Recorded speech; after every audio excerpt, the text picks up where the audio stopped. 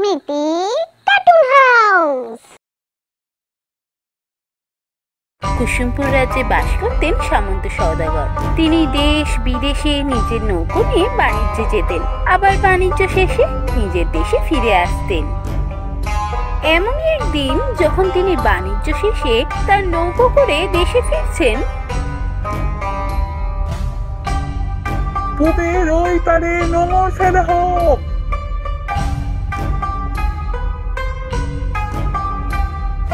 নৌকো থেকে নেমে সওদাগর চারপাশ ঘুরে দেখতে গেলেন।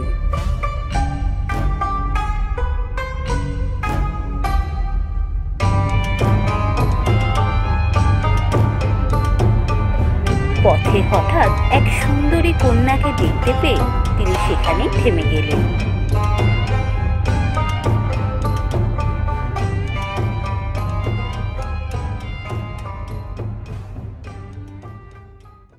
এই মুকুড়ি, ওটা কে? কাকে দেখছিস তুই? কই, কেউ নয় তো, আমি কাউকে দেখিনি। তাহলে এখানে দাঁড়িয়ে আছিস কেন? চল এখান থেকে।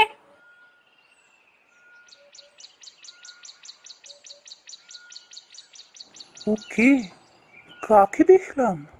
ঠিক যেন স্বর্গের অপ্সরা, কিন্তু ওর মুখটা ওরকম ম্লান কেন? আর ওর সাথেই বা কে ছিল? কি বাজে ভাবে কথা বলছিল ওর সাথে। ও কোথায় থাকে? ওর পিছন পিছন গিয়ে দেখবো। এরপর সওদাগর ওই অজানা মেয়েটির পিছন পিছন গিয়ে তার বাড়িটা চিনে নিল।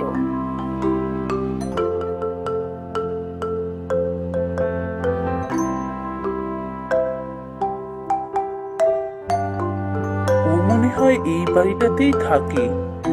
দাওয়াতে কে একজন বসে আছেন মনে হচ্ছে। নিশ্চয়ই ওর কোনো আত্মীয় হবেন। একবার ওনার সাথে গিয়ে কথা বলি।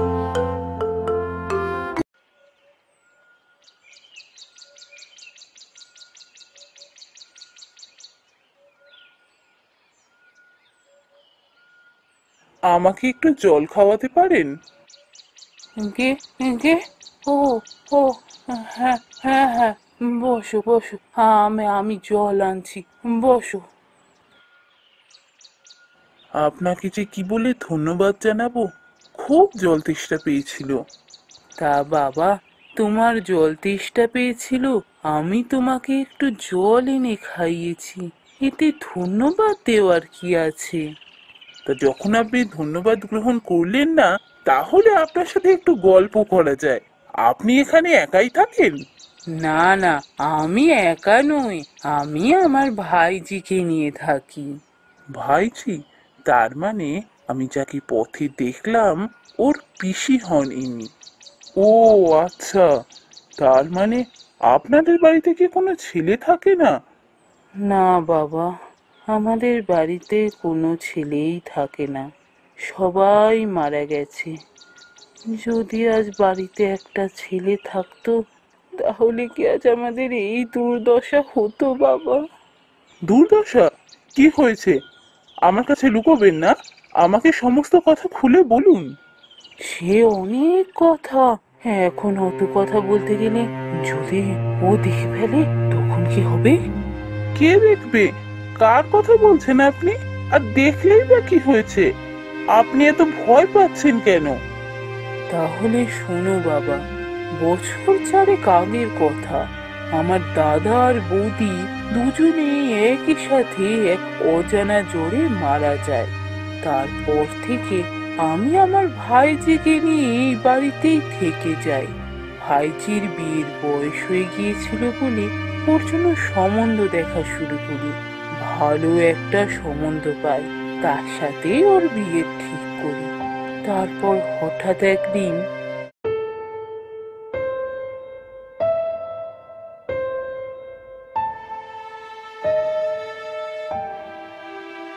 ওকে, ওর নাম কি? আগে হুজুর, ওর নাম রমা। ওর দাদা বৌদি দুজনেই মারা গেছে, এখন পিসির সাথে থাকে। তাই বুঝি?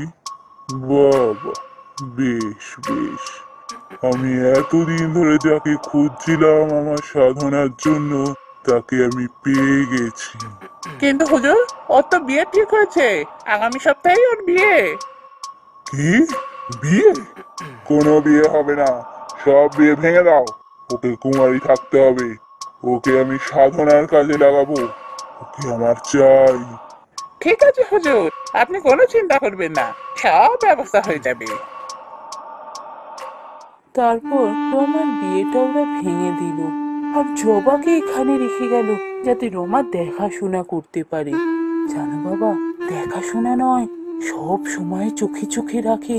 আমাদেরকে কারোর সাথে কথা বলতে দেয় না, কারোর সাথে মিশতে দেয় না, এ বাড়ির বাইরে বেরোতে দেয় না। গ্রামের লোকও ওদের ভয়তে আমাদের সাথে কোনো সম্পর্ক রাখে না। সে কি? এ তো অন্যায়। এই অন্যায় গ্রামের সবাই মুখ বুজে সহ্য করছে। ওদের কোনো দোষ নেই বাবা, কি করবে ওরা? ওটা যে এই গ্রামের জমিদারের ভাই, একটা কাপালিক।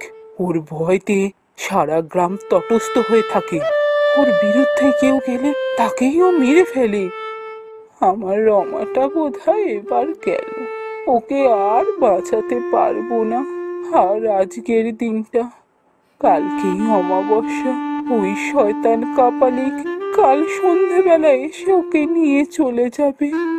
আমি আর পারবো না রমাকে বাঁচাতে। আমি এই অন্যায় কিছুতেই সহ্য করব না। আমিও দেখে নেব ও কি করে রমাকে নিয়ে যায়। কি করবে তুমি? কিচ্ছু করতে পারবে না। তোমার কি প্রাণের ভয় নেই?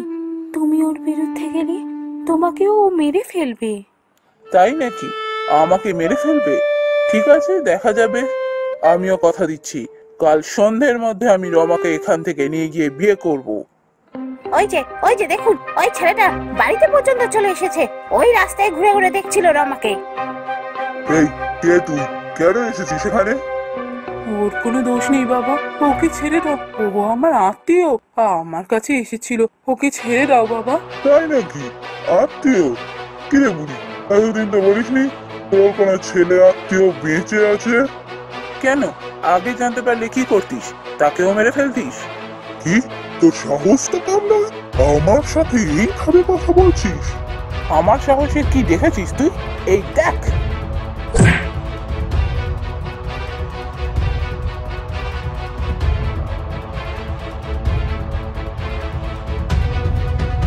বাবু, বাবু আপনি ঠিক আছেন? বাবু আপনার কি হলো?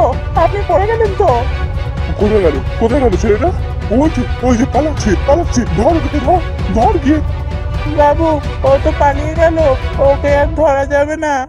বুঝেছি, আমার খুব একটা ভালো ঠেকছে না এই বাড়ির সামনে এখনই দুটো লাঠিয়ালকে পাহারায় বসা। কাল যতক্ষণ না আমি রমাকে এখান থেকে নিয়ে যাচ্ছি, ততক্ষণ পর্যন্ত এ বাড়িতে যেন কাকপক্ষীতেও ঢুকতে না পারি, মনে থাকে যেন। হুজুর, ছেলেটা পালিয়ে গেছে, দেখলাম দূরে জাহাজ নিয়ে পালাচ্ছে। আপনার ভয় আর আসতে পারেনি? তো বলি, কার এত সাহস আমার সামনে এসে দাঁড়ায়? ও আর এদিকে আসবে না, আমাদের ভয় পাওয়ার কিছু নেই। কি বললে? আমি ভয় পাচ্ছি? আমি কাউকে ভয় পাই না। হ্যাঁ, তবে কারুর ক্ষমতাকে ছোট করা উচিত নয়। তাই এবার থেকে রমার বাড়িতে পাহারা বসাবো আমি। এই, তুই তোর লোককে নিয়ে আজ থেকে এখানে পাহারায় বসবি, দিন রাত সারাক্ষণ, যেন একটা মাছিও বলতে না পারে। চাকা হুজুর। উঠোনের সমস্ত কথা শুনতে পেল রমা। সব কথা শুনে রমার মন একেবারে ভেঙে গেল। সে যে মনে মনে সওদাগরের উপর ভরসা করেছিল, শেষ পর্যন্ত সওদাগরও ভয় পেয়ে পালিয়ে গেল। আর কোনো আশা নেই, এবার এই কাপালিক রমাকে নিয়ে যাবেই।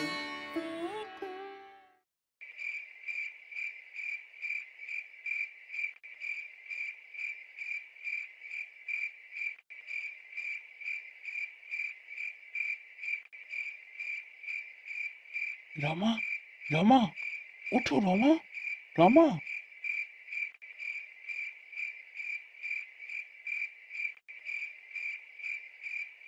কি সৌদাগর, তুমি তুমি এসেছো? আমি ভেবেছিলাম তুমি বোধহয় চলে গেছো, অনেক দূরে চলে গেছো। না না, আমি কোথাও যাইনি। আমি কোথায় যাব? শুধু কালকের জন্য সমস্ত ব্যবস্থা করতে গিয়েছিলাম। আমি না একটা চপ্পর পরিকল্পনা করেছি। এসো শোনো। সত্যি সত্যি বলছো? তুমি উপায় পেয়েছো? হ্যাঁ রমা, আমি এমন পরিকল্পনা করেছি যে ওই কাপালিকটা হাজার চেষ্টা করলেও তোমাকে আটকাতে পারবে না। কালকে ঠিক তোমাকে নিয়ে আমি পালিয়ে যাবই। ভয় পেও না, যা বলছি শোনো।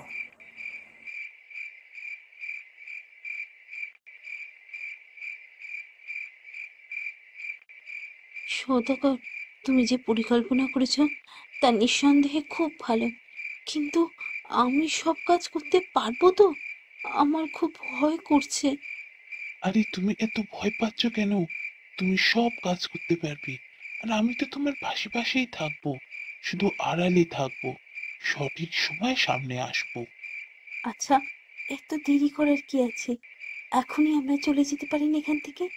চলো, এখনই আমরা এখান থেকে পালিয়ে যাই, কেউ জানতে পারবে না। না রমা, এখন পালালে বিপদ বাড়বে বই কমবে না। তুমি আমার উপর ভরসা রাখো, সব ঠিক হয়ে যাবে। আর আমি তো তোমার পাশে পাশেই থাকবো, একদম ভয় পেও না।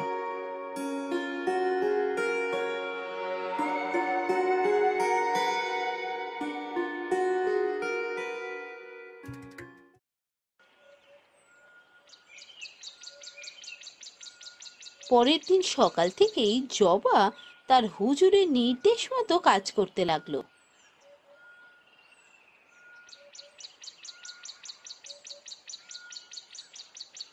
জবাদি, আমি একবার নদীর ধারে যেতে চাই। সাধনার কাজে বসার আগে আমি ভালোভাবে নদীতে স্নান করে নিজেকে শুদ্ধ করতে চাই। কি বললি? নদীতে চান করবি? আমি জানি তুই বাহানা করছিস, পালাবি না? পালাবি? সে সাধ্য তো নেই, তুই পারবি না পালাতে। এই বাড়ি থেকে কোথাও তোকে আমি যেতে দেবো না। না না, আমি পালাতে চাই না। সাধনার কাজে আসবো, এই তো সৌভাগ্যের কথা। আমি পালাতে চাই না, বিশ্বাস করো। আমি সত্যি নদীর জলে একটু স্নান করে নিজেকে শুদ্ধ করতে চাই। আমাকে দয়া করে নিয়ে চলো। ঠিক আছে, তুই এখানে অপেক্ষা কর, আমি হুজুরকে জিজ্ঞাসা করে আসি। হুজুর যদি অনুমতি দেন তবেই যেতে পারবি, না হলে নয়। জবা রমার ইচ্ছের কথা জানাতে গেল তার হুজুরের কাছে।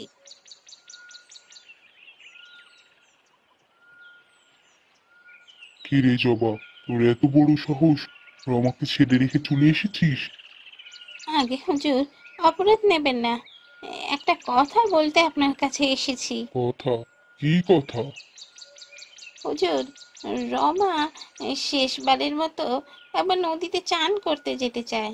আমি মানা করেছিলাম হুজুর, কিন্তু ও এত করে বলছে, তাই আমি ভাবলাম একবার আপনাকে জিজ্ঞাসা করে নিই। তাই বুঝি রমা শেষবারের মতো নদীতে স্নান করতে চেয়েছে? ঠিক আছে, নিয়ে যা ওকে। চোখে চোখে রাখবি, যেন চোখের আড়াল না হয়। অবশ্য আর কয়েকটা ঘন্টা, তারপরই তো হুম, হুম, হুম, হুম, হুম। এটুকু সময় ও আর কোথায় পালাবে?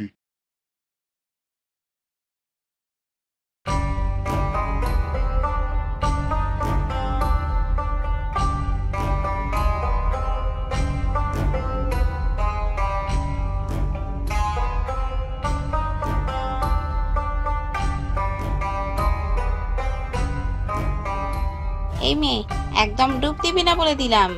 আর তাড়াতাড়ি নদী থেকে উঠে আসবি, বেশিক্ষণ যেন ওখানে সময় কাটাতে না দেখি।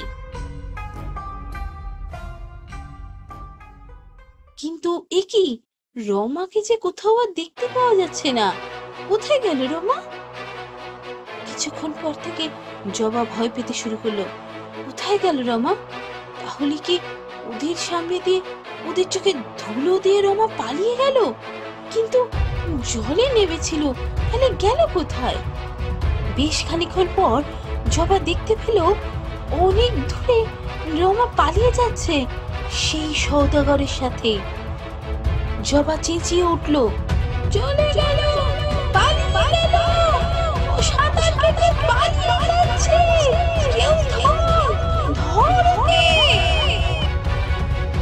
এদিকে রমা আর সওদাগর প্রাণপণে সাঁতার কেটে পালানোর চেষ্টা করছে। সওদাগর, আমি যে আর পাচ্ছি না, আর কতক্ষণ, আমি আর পাচ্ছি না। লক্ষ্মীটি রমা, আর একটু কষ্ট করে চলো। ওই দেখো, কাছেই আমার জাহাজ দাঁড়িয়ে আছে, আর একটুখানি।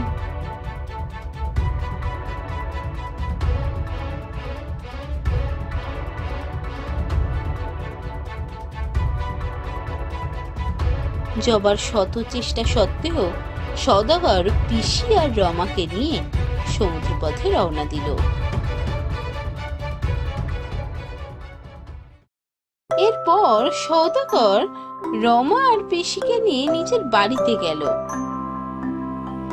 তারপর মা বাবাকে সমস্ত ঘটনা জানালো।